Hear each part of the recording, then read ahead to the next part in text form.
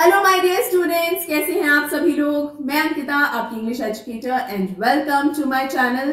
कल यानी 20 नवंबर को सीबीएसई ने जारी कर दी है क्लास 10th और 12th के बोर्ड एग्जाम की डेट शीट।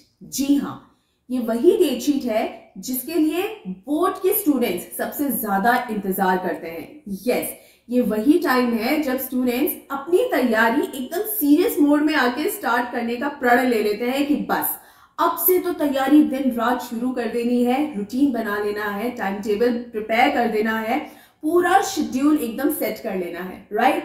तो हाँ, वो टाइम आ चुका है जब आपको अपनी कमर तोड़ मेहनत स्टार्ट कर देनी है। लेकिन ये कमर तोड़ मेहनत स्टार्ट करने के साथ साथ एक बार इस डेट शीट को अच्छे से समझ लेते हैं। तो ये जो इंफॉर्मेशन आपको दिखाई दे रही है, जो नोटिफिकेशन है, इसे ही कल सीबीएसई ने जारी किया है। तो ये तो पूरी इंफॉर्मेशन ही है। अभी के लिए हम देख लेते हैं, सीधा अपना डेट शीट के पेज पर चलते हैं। ठीक है, तो यहाँ जैसे आप देख पा रहे हो 15 फरवरी से हमारे क्लास 10 के एग्जाम्स जो हैं वो शुरू हो रहे हैं। इस वीडियो में हम सिर्फ क्लास 10 की डेट शीट को ही डिस्कस करेंगे। ओके, तो स्टूडेंट्स ध्यान दीजिए कि 15 फरवरी 2025 से हमारे बोर्ड एग्जाम्स क्लास 10 के स्टार्ट हो रहे हैं। और जो सबसे पहला एग्जाम है वो किसका है? इंग्लिश का ही। यस, मतलब आपके एग्जाम्स शुरू ही अंग्रेजी से हो रहे हैं। तो टाइम देख लो, वही है 10:30 से 1:30 बजे का। और कम्युनिकेटिव और लैंग्वेज एंड लिटरेचर दोनों एग्जाम्स ही हैं।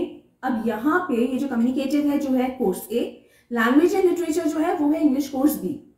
तो मुझसे जैसे ही डेट शीट जारी हुई ना, इतने सारे क्वेश्चंस पूछे तुम लोगों ने, यूट्यूब चैनल भर दिया है, उसके अलावा मेरे जो इंस्टा पे भी इतने क्वेश्चंस, इतने सारे मैसेजेस मेरे पास आए हैं, कमेंट्स आए हैं कि मैम कहीं ऐसा तो नहीं कि आप सिर्फ कोर्स बी ही पढ़ाओगे, मैम कहीं आप कोर्स ए को छोड़ तो नहीं दोगे ना, ma'am what about course B. तो यहाँ पर आप सब लोगों के क्वेश्चंस का आंसर देते हुए मैं बता दूं कि मैं कोर्स ए और कोर्स बी दोनों को ही पूरी तरीके से कंप्लीट करवाने वाली हूँ। ओके, कोई भी कोर्स छूटेगा नहीं, कोर्स ए और कोर्स बी पूरा सिलेबस आपका कंप्लीट होगा। ठीक है, अब ये तो बुक्स वाली बात है। ग्रामर की बात मैं आपको बता दूं, ग्रामर के जो टॉपिक्स हैं वो कोर्स बी में 5 टॉपिक्स हैं। कौन कौन से? Tenses, models, determiners, subject verb agreement और रिपोर्टेड स्पीच। ठीक है, कोर्स बी में ये 5 टॉपिक्स हैं। उसके बाद कोर्स ए के अंदर ये 5 टॉपिक्स तो है ही सेम टू सेम, एक और टॉपिक है क्लॉजेस का, तो वो भी मैं कवर करवाऊंगी। So don't worry at all, आपके ग्रामर के भी सारे के सारे टॉपिक्स कवर होंगे। Reading comprehension and writing skills, जितनी भी राइटिंग स्किल्स हैं कोर्स ए में 2 हैं, कोर्स बी में 2 हैं, कोर्स ए के अंदर 4 हैं।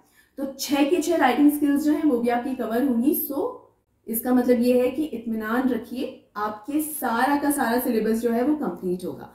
तो ये सबसे पहला जो एग्जाम है, क्लियर हो गया, संतुष्टि हो गई। तो सबसे पहला जो एग्जाम है वो आपका है इंग्लिश का। उसके बाद जो 17 तारीख को है आपके दूसरा एग्जाम है। तो ये सारे ऑप्शनल है, हिंदुस्तानी म्यूजिक, राय, गुरंग, तो ये सारे आपके ऑप्शनल सब्जेक्ट्स जो होते हैं उनके एग्जाम्स हैं।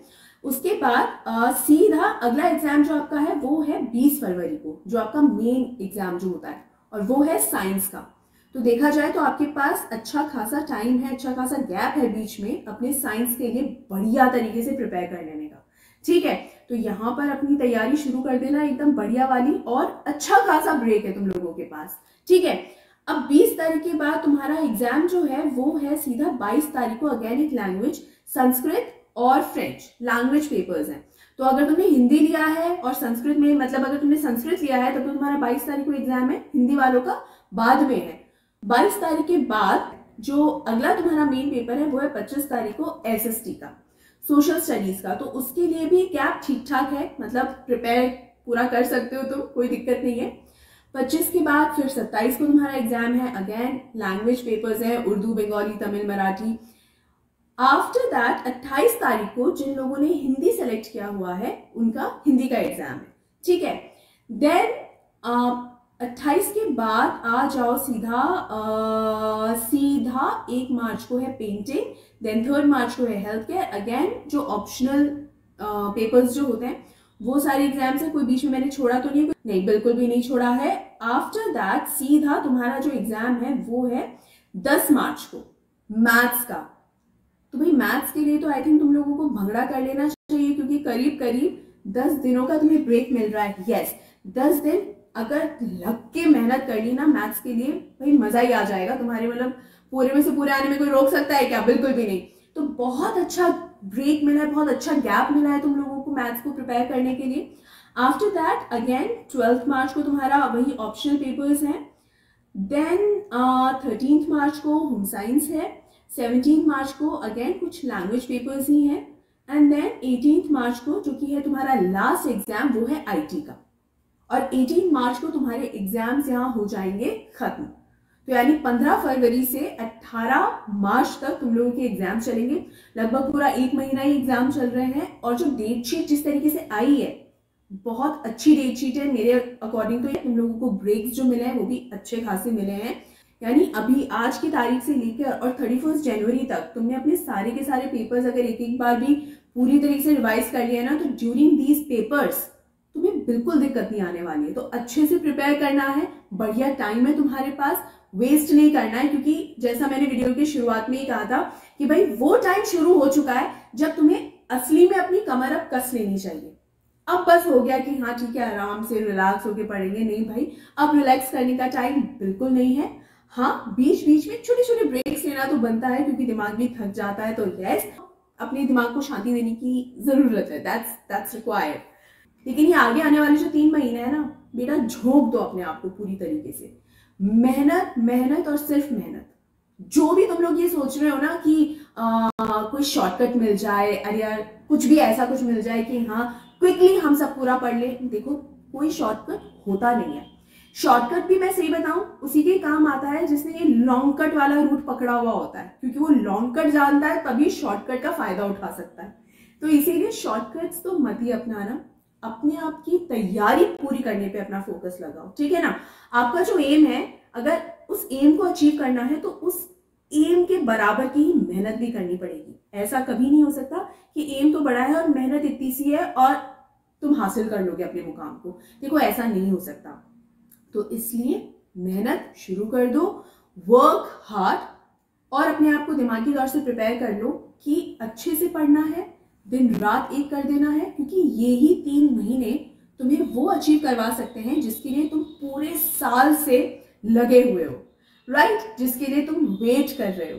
तो कभी भी ये रिग्रेट ना रह जाए कि काश मैंने ऐसा पढ़ लिया होता, या काश मैंने वो 3 महीने और अच्छे से ध्यान दे लिया होता ना, तो शायद बात कुछ और होती। तो ये काश वाला सीन नहीं होना चाहिए। अपनी तरफ से फुल ऑन 100% दो, फिर जो रिजल्ट आएगा वो अपने आप बताएगा, है ना। तो all the very best everyone. अच्छे से तैयारी करनी है, प्रिपेयर, और मैं डिस्क्रिप्शन बॉक्स में और भी डिटेल्स डाल दूंगी, इसका लिंक भी आपके साथ शेयर कर दूंगी। अच्छे से अपना प्लान पूरा बना लीजिए, और हाँ, आपकी शेड्यूल बनाने में मैं भी आपकी बहुत हेल्प करूंगी। यस, किस तरीके से आपको पढ़ना चाहिए मैं भी आपको बीच बीच में ऐसी टिप्स देती रहूंगी। इसके अलावा आंसर राइटिंग से रिलेटेड और किस तरीके से आपको आंसर फ्रेम करना होता है, इससे रिलेटेड भी मैं आपको टिप्स देती रहूंगी। मुझसे बहुत सारे स्टूडेंट्स ने पूछा हुआ भी है, तो अगर तुम लोग ये सोच रहे हो कि मैम ने ना बाकी स्टूडेंट्स के तो डाउट सॉल्व कर दिए हैं, उस पर शॉर्ट्स भी बना दिए हैं, वीडियोस भी बना दिए हैं, हमने ये जो आंसर राइटिंग का अभी तक क्वेश्चन पूछा उसको तो सॉल्व भी नहीं किया। सो डोंट वरी एट ऑल, वो भी सॉल्व होंगे। अब है ना सही टाइम बिल्कुल, तो वो भी वीडियोस शॉर्ट्स कतार में है। सो डोंट वरी एट ऑल, वो भी आएंगे और जल्द ही आएंगे, ताकि आप उनसे समय से सीख सकें और समय से उस प्लान को जो भी सीखा है उसको फिर एग्जीक्यूट भी कर सको, ठीक है।